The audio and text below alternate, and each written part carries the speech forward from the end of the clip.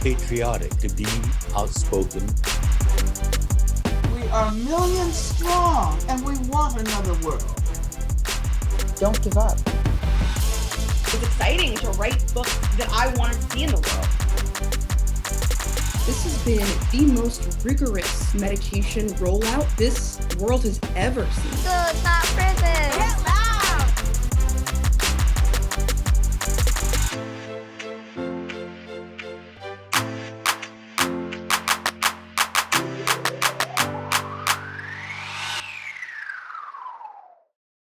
Good evening. I'm Manal Abalada, Managing Director with the California Endowment.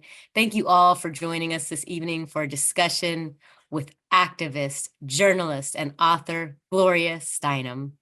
As you know, Gloria has been an energetic, insightful leader within the feminist movement for more than 50 years. In fact, later this month, Gloria celebrates her 90th birthday. Happy birthday, Gloria, and happy Women's History Month indeed. I am so pleased to recount just a few of her many, many achievements. Ms. Steinem helped birth some of the most important and enduring organizations fighting for women's rights and opportunities for our full human expression, including the National Women's Political Caucus, Voters for Choice, and the Women's Media Center. And famously, Gloria co-founded Miss Magazine in 1971, defying and astounding the critics. Miss Magazine remains a critical forum for serious reporting on political issues relevant to women and women's experiences. Before I welcome Gloria to the stage, I want to remind everyone tuning in that this conversation is being recorded and will be posted on the California Endowment's website. In the next day or so, you'll be getting a link to the recording, which you can watch or share with your network. As we get underway, I'd like to invite Frida Bloom and Andrea Lust to provide instructions for accessing tonight's Spanish and American Sign Language interpretation services. Frida, Andrea. In order to provide language access, this meeting will have simultaneous bidirectional interpretation into Spanish as well as an American Sign Language. My name is Frida Bloom, and I'll be providing interpretation in Spanish, and my colleague Andrea Lost, who you see next to me, will provide interpretation in American Sign Language. If you wish to continue to see Andrea after this demonstration, please click on the interpretation button below and select American Sign Language. And now I'll explain how to enable the feature in Spanish. Si necesita interpretación en español y está en su computadora portátil o de escritorio, ubique el icono en forma de globo en la parte inferior de su pantalla, haga clic en interpretación y después seleccione español o Spanish. Si está en su iPad o su teléfono, entonces busque el menú de 3 puntos en una de las esquinas de su pantalla, haga clic en interpretación y después seleccione español o Spanish y después aceptar, finalizar o done. Gracias. Thank you. Thank you, Frida and Andrea. And now I am honored to welcome Gloria Steinem. Welcome, Gloria. Thank you so much. I wish we were in the very same room together, all of us, but this is the next best thing. And I thank you. It's a gift. Thank you. Thank you so much for joining us tonight. To get us started, please tell us, Gloria, what is most occupying your time and energy these days? My editor would be glad to hear that it's a vastly overdue book of essays. But of course, in addition to that, there are meetings of all kinds here, as you understand, with every kind of political issue. I have a living room here in Manhattan, which is the site for many meetings, open all the time. So that takes up a great deal of time. And the one thing that has changed in my life is that I'm not traveling as I used to do all the time to lecture. I read recently that there was a period of 20 years where you said you traveled. There wasn't a week you spent at home. You were traveling all over. So that is a big change for you, right? Yes, no, it really is. But technology has come up along the way to help us, so we can be in touch with each other as we are now. No, it's wonderful. I don't think we would be getting you in New York at 9 o'clock at night otherwise. So we we so appreciate you being here. I have a bunch of questions for you, and we will be pulling in questions from our audience who are so excited to see you. And as you can maybe see from the chat, everyone is wishing you many, many happy birthdays. And we'll get into that, but I do want to dive into one issue, which is just, I think something we all want to hear is your opinion on where we are with respect to reproductive rights in this country. You know, in 2022, I was with so many women who felt sadness, grief, and anger at the Supreme Court's decision to overturn Roe v. Wade. And, you know, of course, we know that it will impact women of color unequally and low-income women. And it's really a assault to all of us. And then more recently, we've seen those large retailers announcing plans to make medications available for women who choose to end their pregnancies. What are your thoughts about the current moment? Where do you see things heading, and what do we need to be vigilant about? Well, I do think we need to continue to understand that reproductive freedom is a fundamental human right, at least as basic as freedom of speech, assembly, all of our other basic freedoms. And for women, this has especially a crucial meaning because it has so much to do with our lives during the center of our lives from 12 to 50 or 60, with our health, with our welfare, and it is still under debate. Most of the countries in the world have pretty much ended the debate that we are still in to some extent. But it is important to remember that the vast majority of women and men agree that reproductive freedom, like freedom of speech, is an individual right. Thank you so much, Gloria.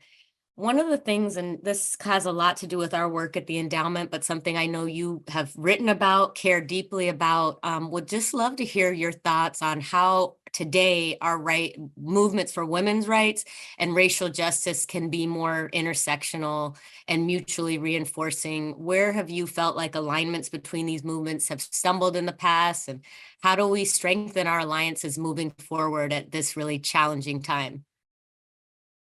I think that they have tended to stumble more because of false images than because of on-the-ground reality.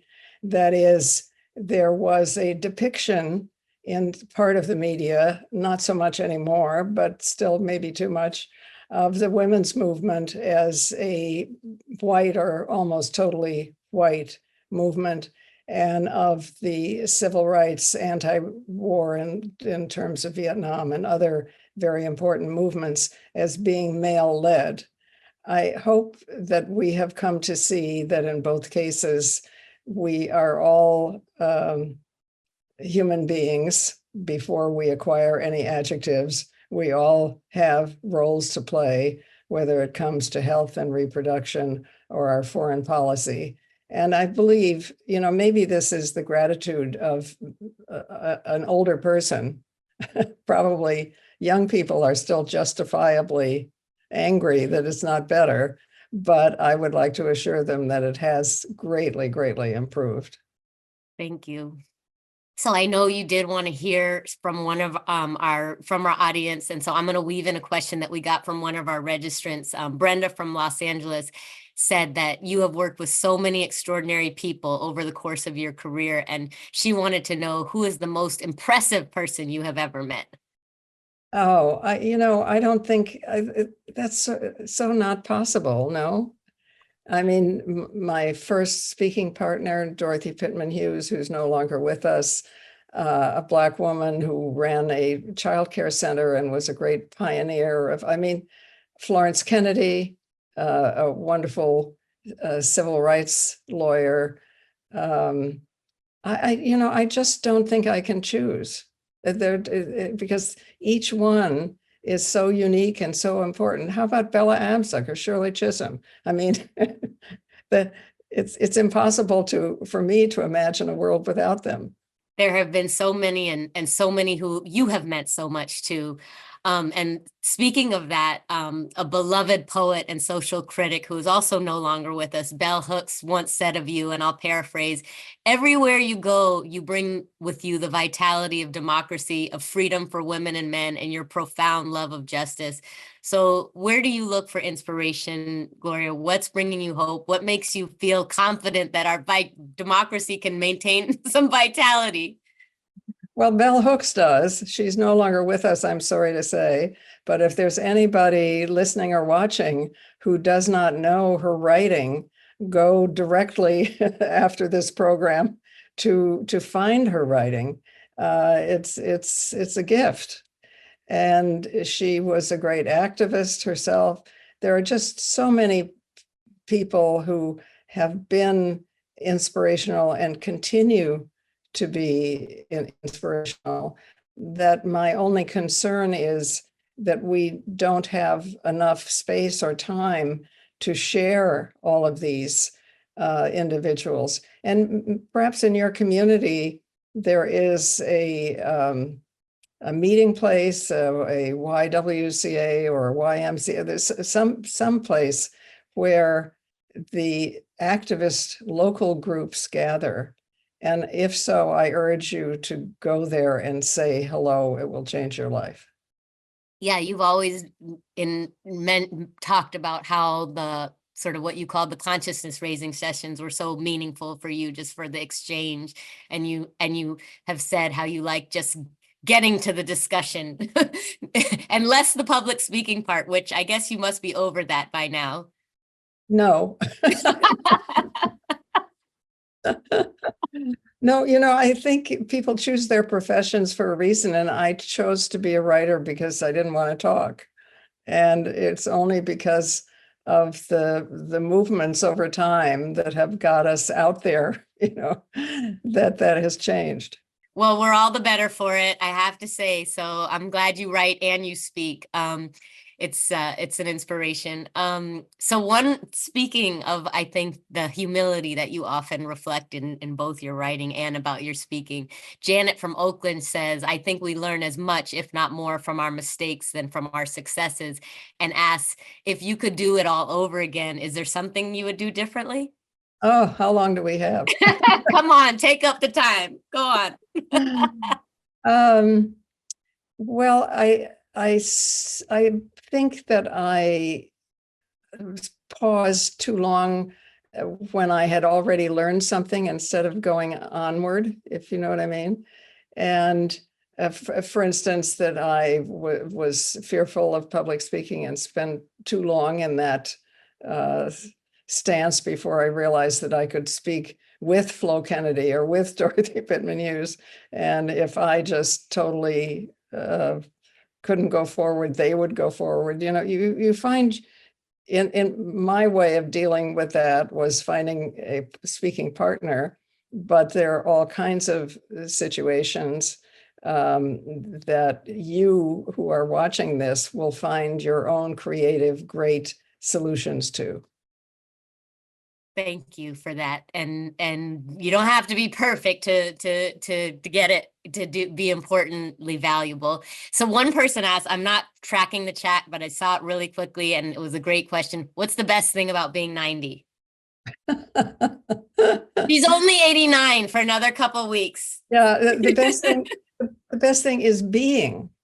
I don't know what my expectation of life expectancy was in my earlier years. I'm not sure I really thought about it.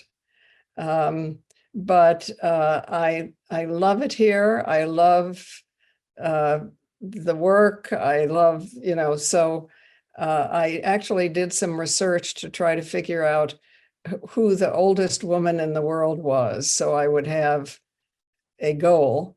And I did discover online that there is a woman who lives in the Himalayas someplace who is 130. So you got a ways to go. I have a new goal.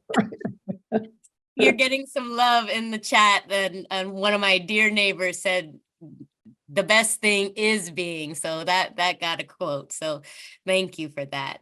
So on that, I could go in a couple of directions here, but one of them is, does being a feminist in 2024 mean the same thing as it did when you started out? And just dive in. Why not? I think it does, but I think we all don't have to use the same word necessarily. Alice Walker always used to say that feminist sounded, because of the feminine, the first syllable sounded limited or not strong enough.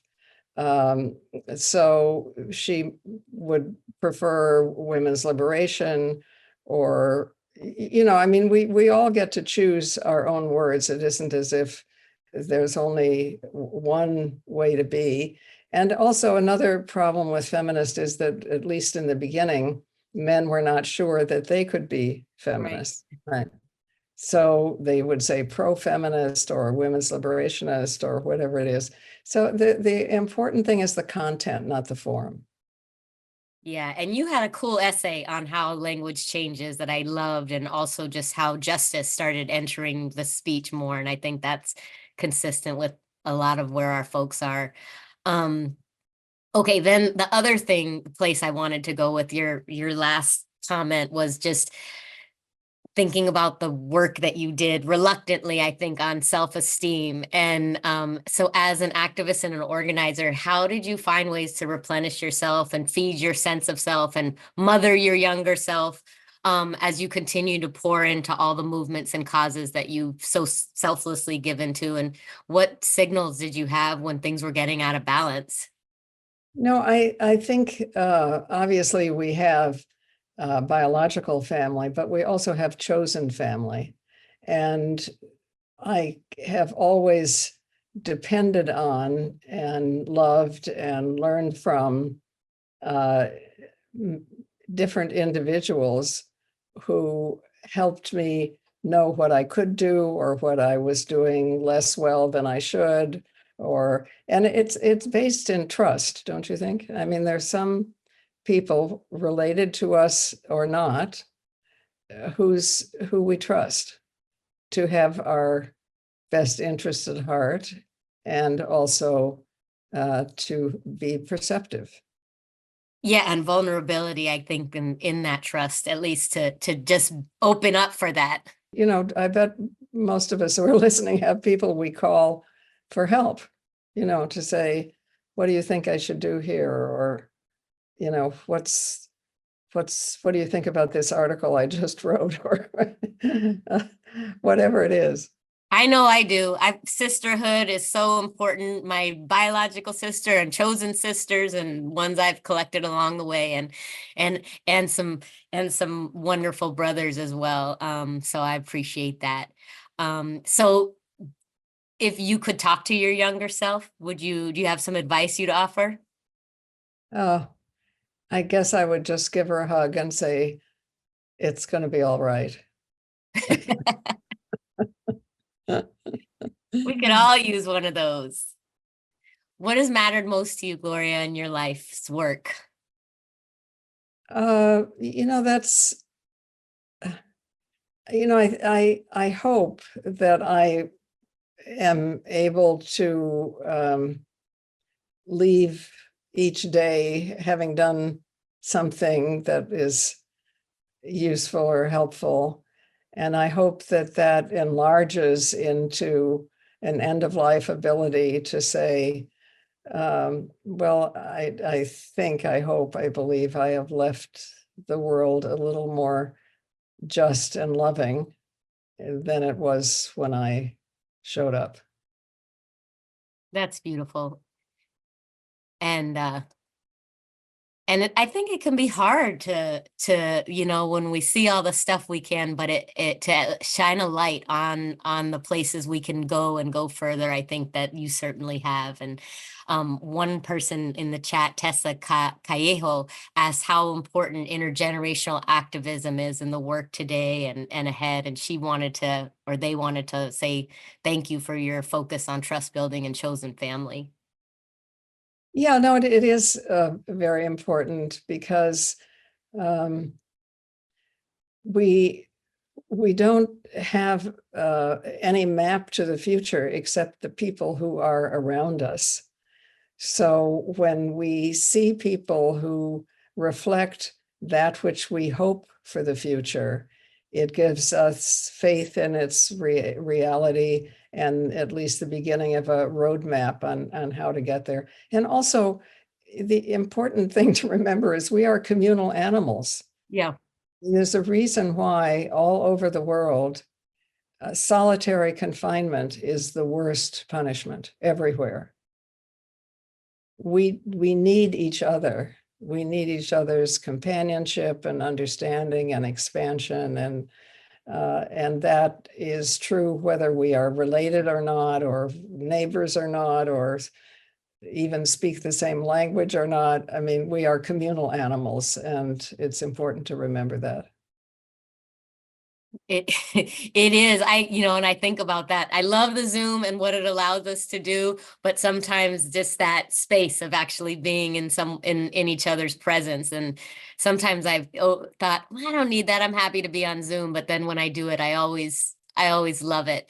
It sounds like you're having a lot of meetings and people coming over to your house and getting some of that there. Is there anything else that'll No, it's wonderful, and I appreciate this great gift of Zoom, but I'm not sure, we should ask a scientist whether it produces oxytocin, which is the hormone that allows us to empathize with each other. You know, when you're in the street and you see someone falling, your impulse is to help them. And that is empathy, that is oxytocin. True. Yeah. And that's so true. And my dad has also been reading a book on longevity, and he was wondering why, having community and groups is so important. And I had just read your piece on social and oxytocin, so I shared that with him. So you have wisdom for the ages, Gloria. One of the other folks in the chat asked you, what advice would you have for today's activists? And really you've already said some of that, but even more just in the context of women's rights being under such attack. Is there any special tactical advice, general advice? Well, it's difficult to say in the general what usually occurs in the specific, but it's important, I think, to have a group that looks like the people who are experiencing the problem and is at least as diverse in its process and decision making and discussion as the people who are experiencing what you're trying to address. Yeah, that we talk a lot about the people being closest to the problem, having the solutions, and I think that's really right. And one of our participants also is asking, and you've talked a lot about this, some of your wisdom on how to address and heal the divisiveness and barriers that come up between women. And she says, or they say, still seems to be so much division among us. Well, I don't know. I mean, I don't know what that person is experiencing. Right.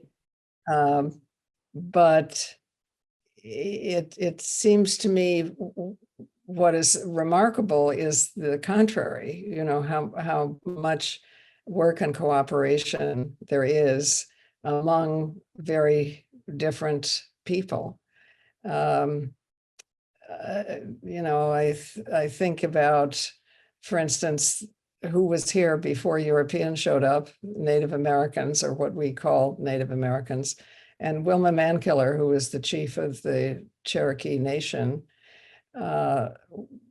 was a source of understanding of how much was here before what we think of as diversity showed up. Part of the problem, I think, is we learn unequally. We probably still, in our schools, I'm not sure, but I think we may learn more about Europe still than we do about Africa, for instance. And it would be helpful to look at the world in its entirety, and also without national boundaries.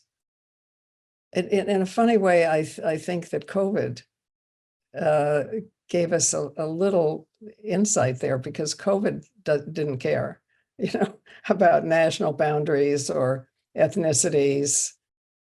We were all human and vulnerable, and hopefully that inadvertently and out of danger gave us a little step forward. Maybe, we also, for many of us, saw that, wow, it just really revealed the structural racism and exclusion and lack of opportunity that we already knew was there, just in terms of our response to it. But I think the healthcare system is another question, but our vulnerability was and right. is universal. Yeah. Thank you for that, Gloria. And I think a lot of people just loved you bringing in your experience and your sisterhood with Wilma Mankiller, and would love any other, I think folks are really here for hearing your continued insights and just to be in your presence of all your experience. Any other story that you'd love to share with us about anything? Well, I've had and continue to have the great good luck to work with all these great women. Bella Abzug, who's no longer with us, but who was a great activist and organizer here in New York and a member of Congress, and was actually a world figure. I remember meeting a young woman who was coming to the UN, and she said to me, "I am the Bella Abzug of Yugoslavia." I mean, I think there are fewer, or that at least national boundaries are more porous, especially with global media, than we may really use in our organizing. When I've seen things about the rapport between you and Bella, what I'm reminded of is two very serious women, but also willing to use humor to sort of, I don't, and you've talked about this, and I would just love to hear, one, how you maintain your sense of humor, how you've used it as a device over time. I think it's. Oh, well, thank you. Thank you for saying that, because I think that one of the things that I learned from Wilma and other friends in Indian country is the importance of laughter, that laughter in at least Wilma's understanding, it breaks into the unknown.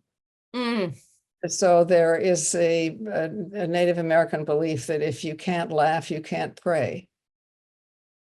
That laughter is the spontaneity of it, and just and that it's free. I mean, you can make someone afraid.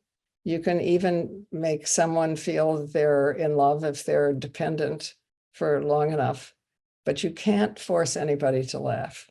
It's evidence of, it's an act of freedom. Wow. I love that. I love that. So this is amazing. Someone on here, Amy, my thing moved, Reichbach, I think. Sorry if I'm pronouncing it. Was Bella Abzug's cousin. Really? Oh, that's wonderful. Thank you. Oh, Wendy Guzman, any books that you'd recommend for self-empowerment and strength? And one of them is Revolution from Within, right there up on my shelf for you. But any that you'd recommend? That's a very, very kind. I mean, every author wants to see their books. So thank you for having. I got them all from the library. I just checked them all out, Gloria.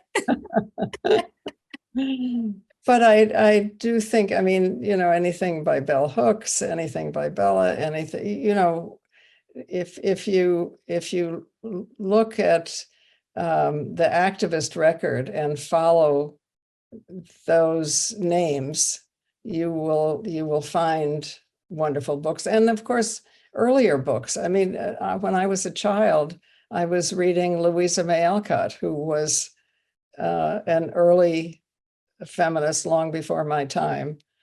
So I would say, most of all, trust your instinct about the book. If it feels like it's really speaking to you and being helpful, then hang on to it, but don't feel you have to, don't feel you have to get through a reading list.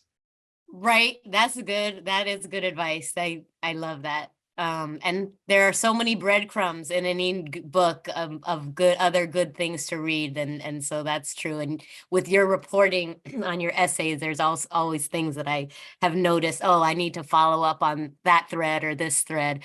And one of those, which was really interesting, was the one about Norma Jean, and sort of your revelations about her, and what sticks with you about the work that you did reporting on her.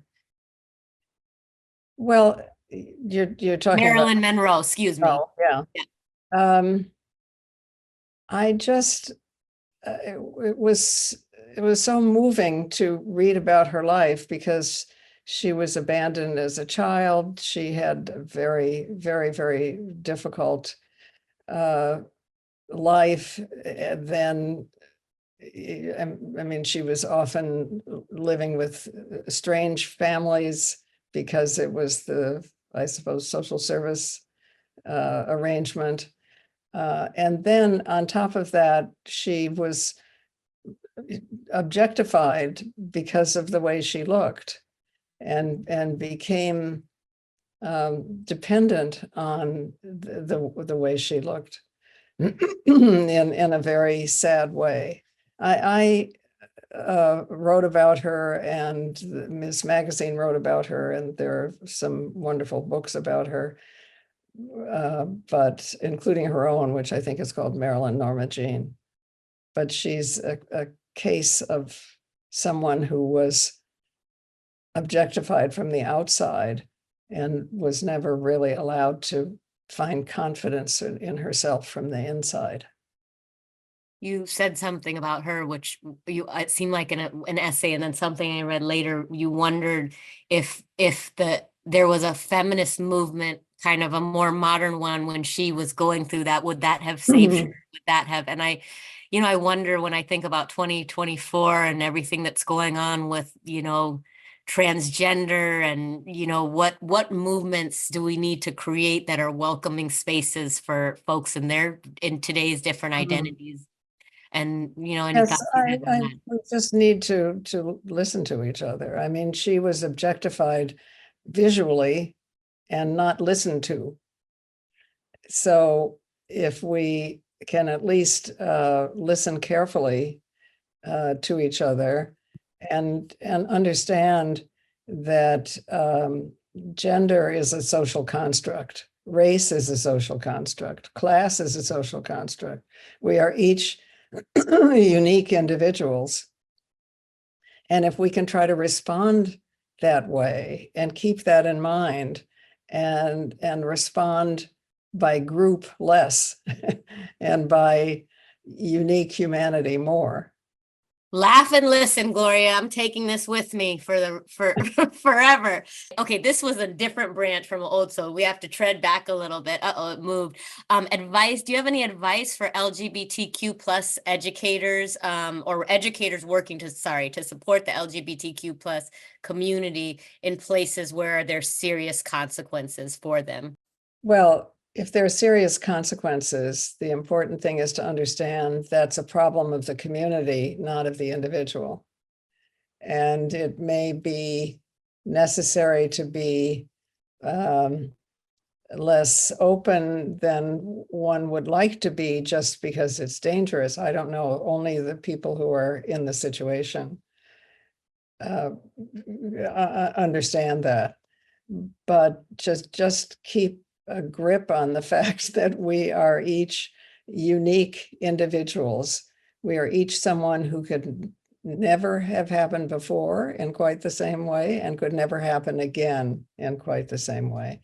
And to respect that in whatever form it may come now, because of the way we speak to each other. It is the uniqueness and the value that matters, and the listening. You have traveled all around this country, globally. And sometimes, I mean, I think if we're part of organizations, maybe it's one thing, we have ideas for how to lock in. You said earlier, go to your YMCA, YWCA, and just listen. But sometimes getting started is the hardest thing. If you're in if a person's in a community where they don't think something much is going on, what advice do you have? What's the getting started being the hardest thing? What's the first step, the baby step? Oh, well, it may be different for all of us, but I think the most important thing is that there is a baby step. I remember some years ago leaving my house here and thinking, as you said, how are we going to reach each other? And I thought, okay, I'm just going to talk to the first person I see. And the first person I see turned out to be my mailman.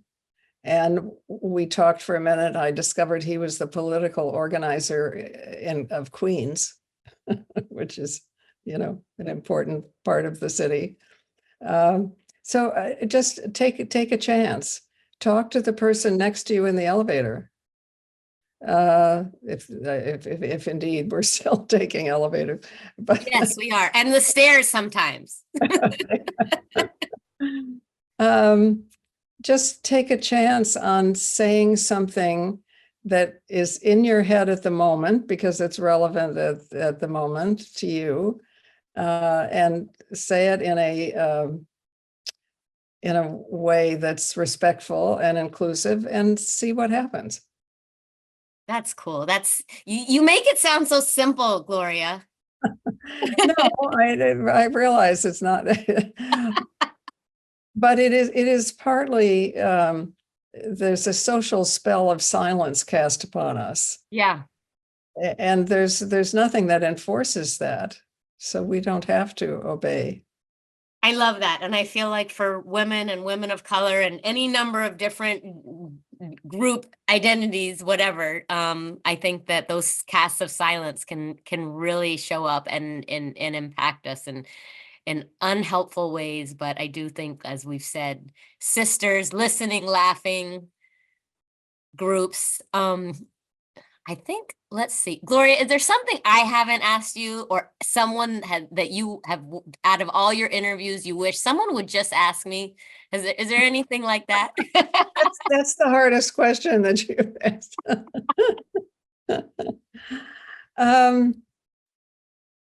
No, I just think we each need to help each other demystify what seems difficult or impossible, and just do it anyway. I mean, the most extreme case in my own life when I have learned this was when I was living in India, where I lived for a couple of years after I first graduated from college, and I had the good luck and the shock of walking with a group of people who were going from village to village, trying to give people confidence that people in the outside world cared about them, because there had been caste riots, and it was quite dangerous, and people were afraid to go out of their houses at night and so on. Just walking from village to village and just listening turned out to be the single most important element in stopping the caste riots. It wasn't necessarily the army or the police. It wasn't force. It was just people sitting around a campfire, listening to each other, saying, we will protect each other. We are, whatever needed to be said. And that was a transformation for me. Thank you for that. I think, yes, that's really powerful. One person asked, okay, switching gears clunkily, but still a good question. Gloria, what do you do for fun when you're not being Gloria Steinem? Well, I'm not being Gloria Steinem. I'm just, this is it, folks. I mean, Well, I live in Manhattan, and I love to just walk around and, look at the shops and people and say hello and, um, and walk in the park. And I love to go to the theater. I love to go to the movies.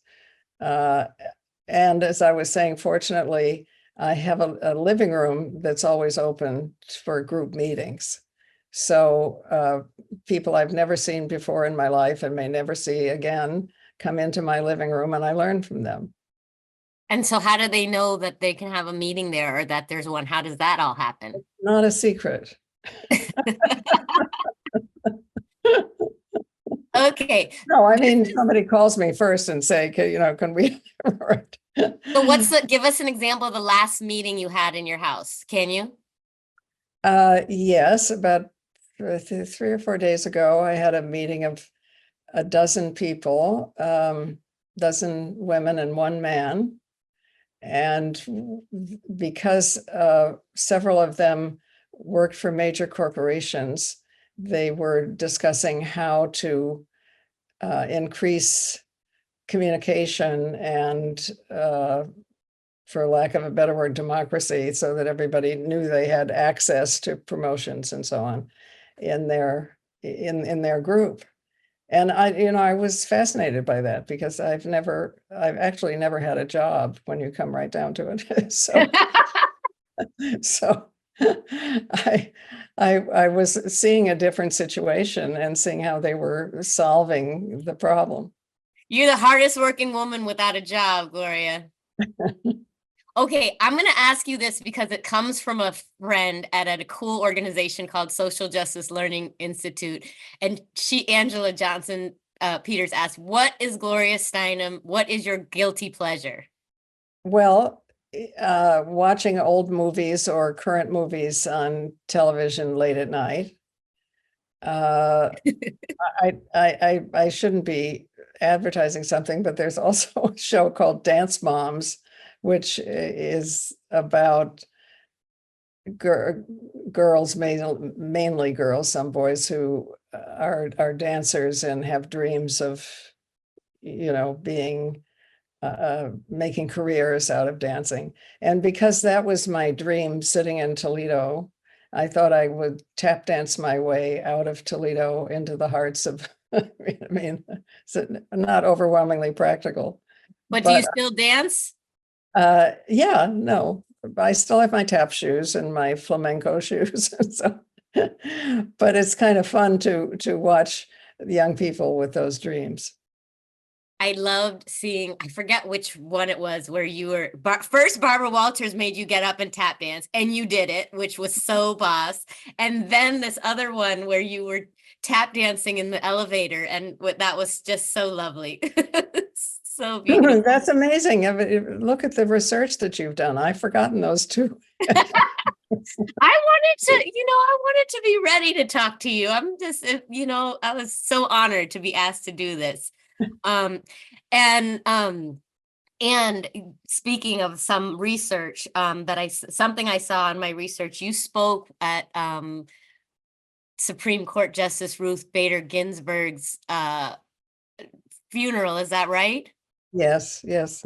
Tell us about what that was like. Well, I think the important thing to say is who Ruth was when she was alive. An extraordinary, brilliant, kind, gentle person who I had known here in New York because of her work with the ACLU. She had helped me because sometimes when I was traveling, I would run into a situation that seemed pretty dire, and I didn't know what to do about it. And she would help me find organizations or individuals who could help.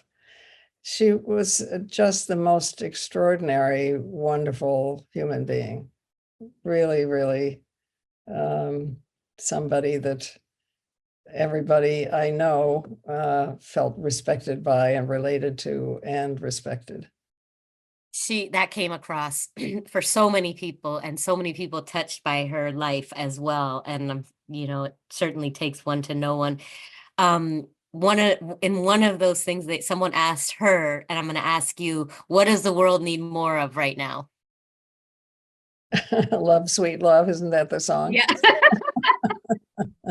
Love, laughter, and listening. Okay, we got our L's. Yeah, no, as much as I am grateful for what we are doing right now, I still we still should understand that person-to-person contact is way more complete and changeful.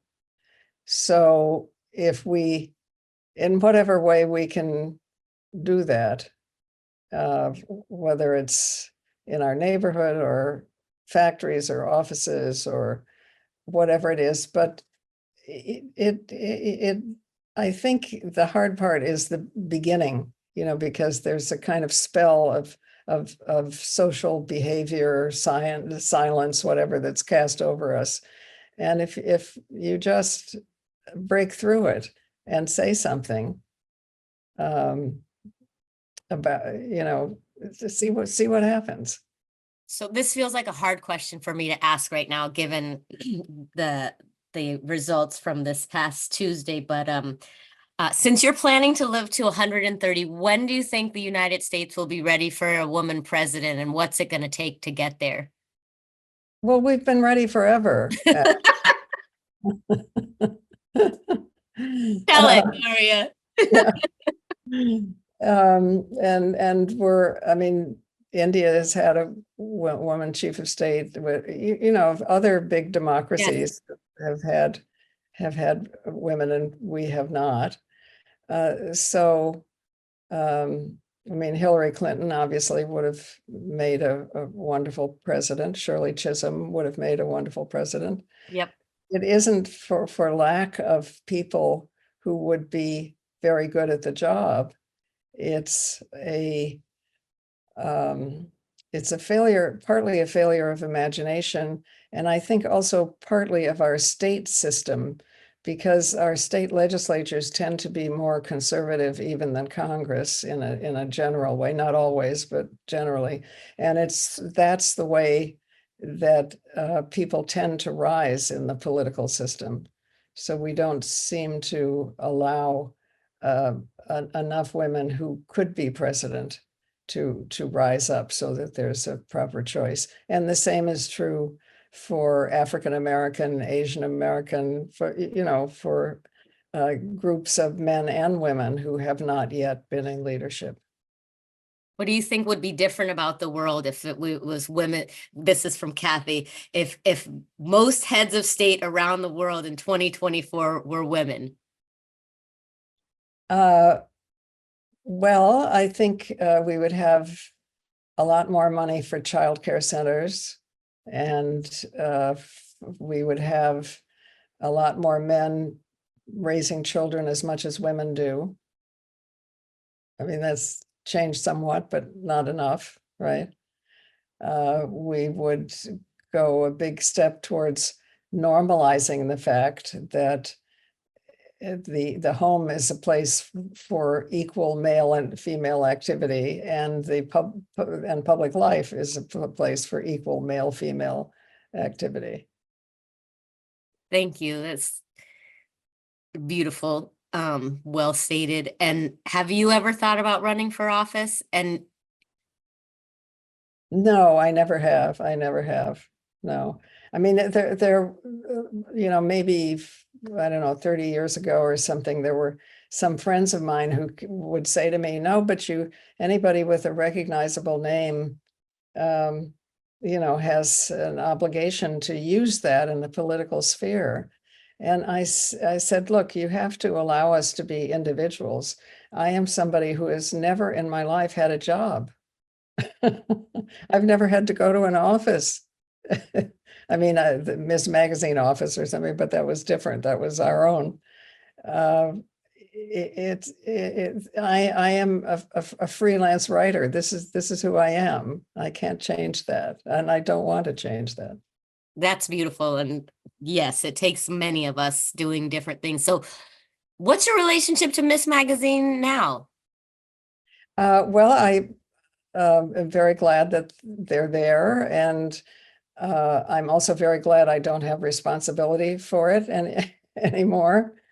I try to help with important programs like distributing the magazine in women's prisons, for instance. And how does that happen?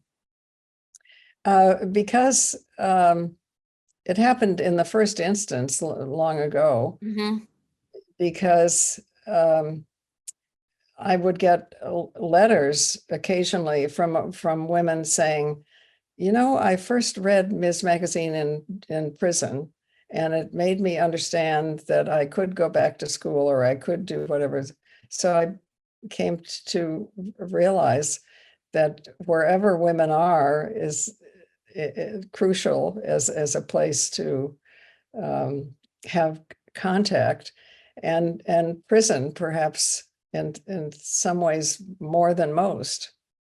So it became the beginning of Ms. Magazine being distributed in prison more, but also it you know, I don't know who's listening to us right now, but what's the nearest women's prison to where you are individually?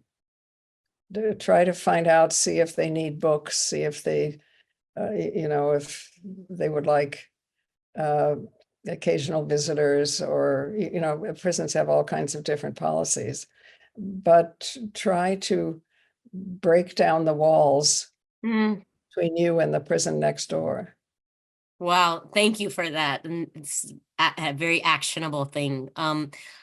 Erica, this is like a big leap, but I want to honor the folks that are here. Erica Rogers asks, or maybe it's not really such a big leap. She asks, or they ask, with the ongoing humanitarian crisis and genocide in Palestine, how do you believe the U.S. should respond to ensure the protection and rights of all individuals in the region, especially women and children? You know, that is so big and complicated that I'm not sure that I fully understand what's possible for the United States to do. I have a personal response to it only because I accidentally years ago met Netanyahu and found him very, very difficult in the sense that he just didn't listen. This was a social setting, so it wasn't anything political. And that may have been accidental. You know, I'm not trying to say that that's permanent. But I think the most important thing is to talk to each other without national boundaries and labels, and without religious labels. Thank you for that. Angela asks again, we're jumping back to Miss Magazine. Is it a nonprofit or a for-profit, or? It's a nonprofit, yeah. So I have a question for you, and you may not know the answer to this because it's probably a huge number. How many issues have there been? Well, it's been monthly, mostly monthly since we started in 1972. And we could do the math. It's a lot. Do the math. I mean, after a while, there became the issues were not every month, but anyway, something like that. Right. I laughed so hard when, who was it? Harry Reasoner said it wouldn't go more than one issue. Yes, I've forgotten what he said. Harry Reasoner was at that point a very important television pundit doing the news. And I think he said something like, I'll give it 6 months. But it was very discouraging when he said that. But to his credit, he apologized. Yeah, but he kind of apologized, Gloria, but then he kind of said, I said 1 or 2 issues or something like that. He made himself. Yes, he was a little embarrassed, right? Rightfully so. Look at you now, miss. Okay, Gloria, I can't believe how fast the time has gone for me personally. I know it's like 10 o'clock there now for you, but this has warmed my heart and my soul. we have one last question, which is what's next for you?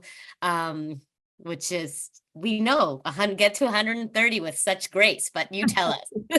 Well, and also, as my editors would be glad to say to you, I hope to finish a book of essays. Various topics, these essays? Yes, very, very different topics, but I love the essay form. Yes. It's factual, but still has a point of view. And you're quite a storyteller. I mean, so we love that. So looking for, when will that come out? I'm afraid to say that. Okay. It's so not finished. Okay, well then with that, a warm-hearted, gratitude-filled thank you, Gloria, for joining us. It has been just such a pleasure and an honor, highlight for me, I have to say. And I want to express deep appreciation for everyone tonight who joined us. You are getting so many happy birthday wishes. I hope you celebrate all month and beyond. And we want you to keep an eye out for a link to the recording of this event. Again, please rewatch it. There were so many gems, Gloria, from you. Book recommendations in the chat. Please share it with your networks. And we we'll see you next month. I want to invite you all to the next one. But Gloria, final word, thank you.